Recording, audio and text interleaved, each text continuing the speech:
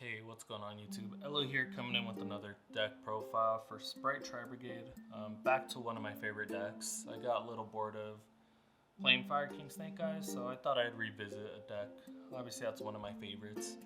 I love Sprite Engine, it's just probably one of the best engines to play. It just feels so good, especially in blue, and being able to bring out so many bodies and do so much for free essentially. But yeah, let's go ahead and get straight into the profile. Not a lot to say. I still think this deck is super strong. I found a lot of success with this list, especially.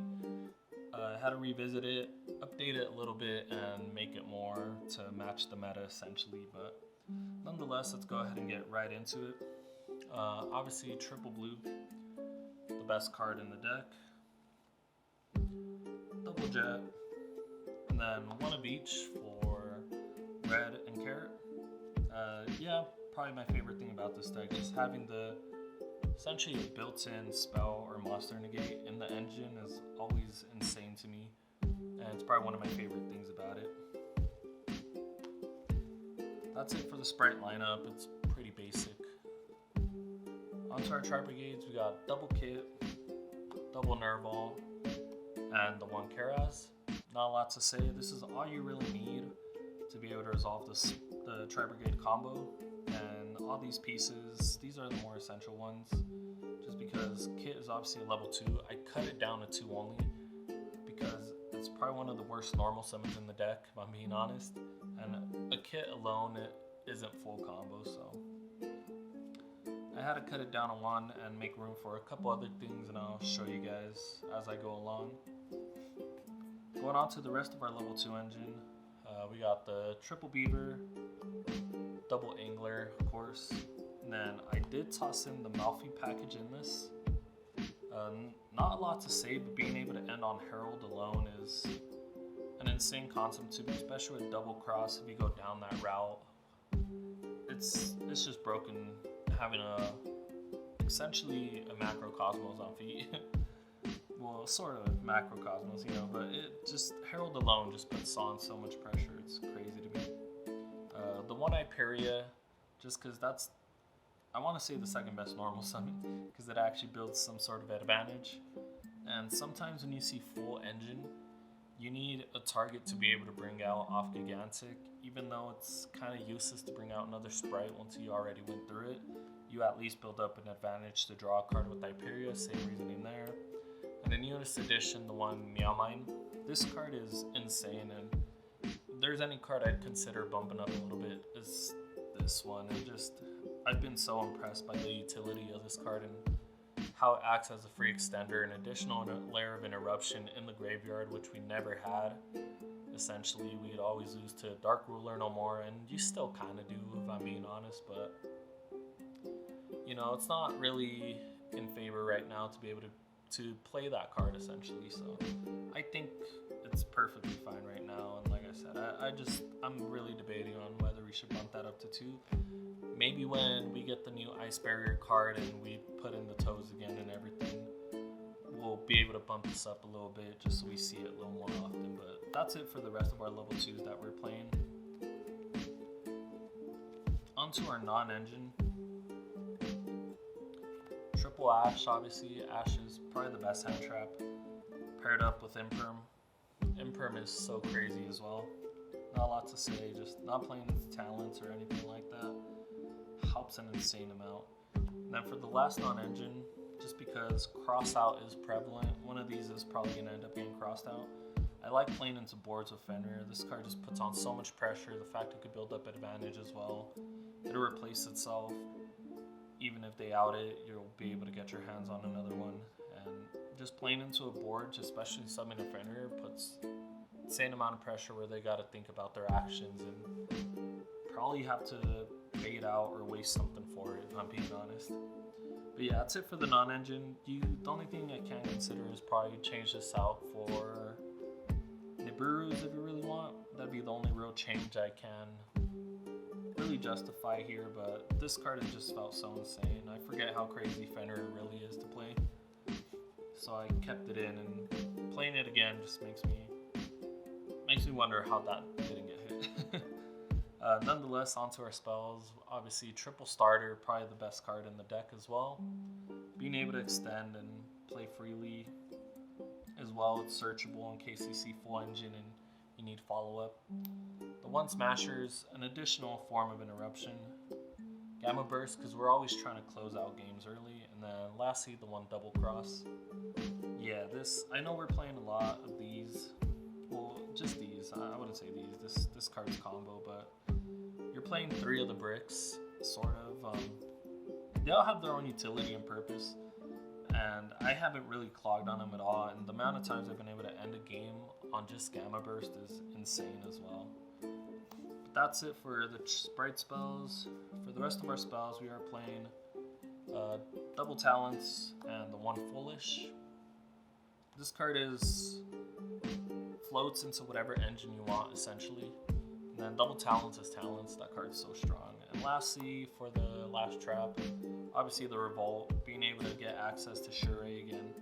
Another layer of interruption in terms of spells. Same with Double Cross and Smashers. Is just insane, paired up with the MP. I just can't believe how many forms of interruption this deck really has, so that's why I had to revisit it. It still feels insanely strong. I've had a lot of success with it so far, so I can't complain, and I'm a big fan of this. It's just mixing up everything, essentially. I don't want it to be like a pile either, but that's kind of how you gotta play it, though. On to the extra deck. Obviously, the one Herald. This card is so stupid and it's insane. Omni Negate and a pseudo Macrocosmos on feet is always insane to me. And then the fact they're able to bring this back with Double Cross and have essentially 2 Omni Negates plus the rest of your board, whatever that leads to, is just super wild to me. So yeah, this card is so strong for no reason. Onto our XYZs. The Gym Buster, which is probably the most cuttable card if I'm being honest. I don't know what I'd replace for it. I was thinking of making this just another boss monster essentially, but it does come up. It has its applications. It's alright. It's not the best card, but it's just an option essentially. You could change this to a Zeus. That's the only other thing I was considering in the slot, or a Typhon, in case you got to play into a big board. But yeah, it's really what you want. The one Mannequin Cat, which has always been the MVP and the most sleeper card. This recurs your red or carrot essentially, and helps along with the side deck, which I'll show, to be able to Christie lock people, which is so stupid to me that we're able to do that. And yeah, this, like I said, this card is just dumb. Melffy of the Forest, just because we are playing the Melffy cards, of course you gotta play this. This card's so strong. Like I said, getting essentially a free Herald just because you're playing this package is just so broken to me. Lastly, to round them out, Double Gigantic. I will forever be a fan of Double Gigantic. There's no reason to cut this down to 1. Yes, you could play other utility cards, but this is your follow-up. This is your combo piece. There's no reason to cut this down to 2, because there's been so many situations where you need the follow-up, and this card is the freest follow-up you can have in this deck. But that's it for our XYZs. Starting off with our Tri-Brigade cards, well, I guess the Lynx, the Tri-Brigade ones, the one Jet, or not Jet, Furjet, close enough, the Furjet, the one Bearbrum, and then double Dragon Lords, that card's insane as well, the one Sprind, the one Pit Knight as well. These cards just pair up so crazy with double Dragon Lords and IP as well, and obviously the one SP as well. Not a lot to say. These are all the Link 2s you play. I do like that you don't lose to Dimensional Barrier, because on the more traditional builds you just would have a bunch of utility XYZs essentially, but I like this a whole lot better. And like I said, you're not committing a whole lot to the Tri-Brigade package, which is just essentially 4 cards including the Shurei, and all of these you can still make even just for regular Sprite. Sprint is an insane extender combo piece as well, and SP is just SP. There's not a lot to say about that. Lastly, the one Appaloosa. I still think Appaloosa is insane. There's times where you just send on IP, Pit Knight, and then Melffy of the Forest, and that alone is just technically 3 interruptions on its own, plus whatever you could set up as well. But that's enough to win a game sometimes. There's been times where I had to do that, and they went normal summon Ash, I went chain IP, chain Pit Knight, negate, and then I have 2 more negates they have to deal with as well. And yeah, there's no reason not to play out Blues, especially into other decks as well, like T-Elements, Phantom Knights, all these other weird decks running around. This card destroys essentially. And lastly, Omen, Charade, just because this card is crazy as well. Non-removal banish is always the strongest thing you can do, especially against Voiceless Voice. Going into Charade, just getting rid of that big body they have once you bait out the Omni Negate is insane. They can't even Cerberus it either, which is their only real form of protection, and that's why I'm a big fan of also Smashers in there, is because there's not a lot of decks that can deal with the non-target banish in an optimal way, essentially. And this is your follow-up as well, searching on Tri-Brigade for the follow-up, and it's just a huge body, probably one of my favorite cards. But yeah, that's it for our extra deck. Like I said, there's very little commitment because these are essentially the 4 cards you need right here to be able to play the Tri-Brigade package. And even if you don't use any of these cards, it's not that big of a deal. You can use it on your following turn because you can play just straight Spright with the rest of the utility you have in here. And there's no issue with that as well. And I say that a lot because I'll move on to the side deck, which will explain a couple things as well. But we got obviously the 1 Duster, and then double Lightning Storm, just back row hate. I do like Cosmic, it's not bad, but I just might as well clear out the whole back row instead of dealing with a single thing.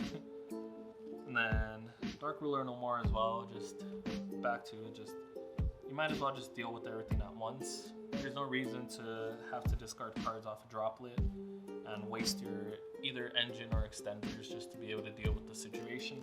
You could just Dark Ruler it and not have to worry about it. And that's my biggest thing about this deck. It just has ways to inherently clear bodies while you're building the board. And then probably the best card right now, obviously Summon Limit.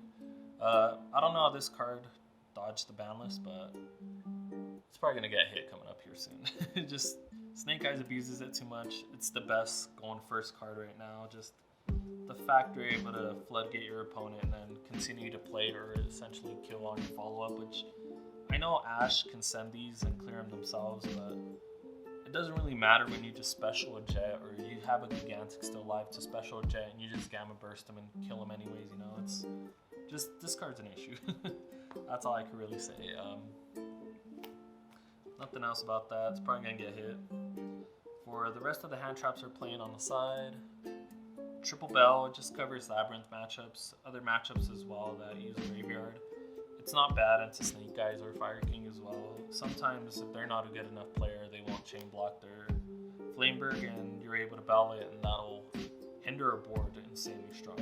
And then this is how we beat Fire King. And this is why I talk so much about not having to use the Tri-Brigade cards, because I do like siding out the whole Tri-Brigade package in the main deck essentially for these cards, because these 5 cards cover the Tri-Brigade matchup as well as obviously your back row hate.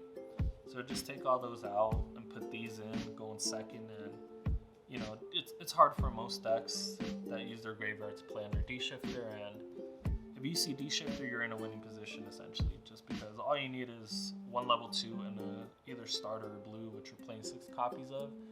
That's super manageable to do, and with Gamma Burst you're able to OTK. So we side out Smashers and the Tri-Brigade cards for these right here if you're ever playing against the Fire King matchup.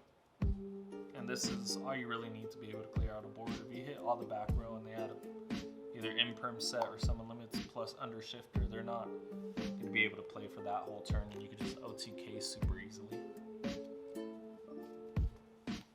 And then the last card on here, Christia. Just the fact you're able to Christia lock people with Mannequin Cat is still one of the dumbest interactions, but I love it. And especially against fire, you don't even have to end on the negates if you're able to Gigantic and then play fully. Mannequin Cat against Voices could bring this out. Against Branded, it's just against Dragon Link even. It's just crazy how many people you could Christia for free with this card. And so many people sleep on this card. I will forever say this is probably the best card in the deck. It's so stupid how much utility this card has and recursion it has too. But yeah, that's it for the profile, guys. Let me know what you think. I had to revisit the deck, of course. It's one of my favorite decks to play. That's all I can really say. There's a couple changes I would make, and any suggestions, feel free to let me know as well. But this is the best that I've thought of, and the best success I found with it, to be honest. It's still crazy how stupid this deck is, honestly. As long as you're playing it right, you're going to find success in it. But yeah, a lot of things to come to the channel as well. Obviously, I'm showing the deck profile, my Salt and Pepper limited edition. I'm a sucker for nice mats. I invested a bit into this one, and yeah, it's probably one of my favorite mats. It has the white on one side and then the gray on the other side. But yeah, we got in touch with some people to be able to review some mats. That's some more content coming up for you guys. Let me know what you guys think about that. But that's it for the profile. Thanks for watching, guys. Peace.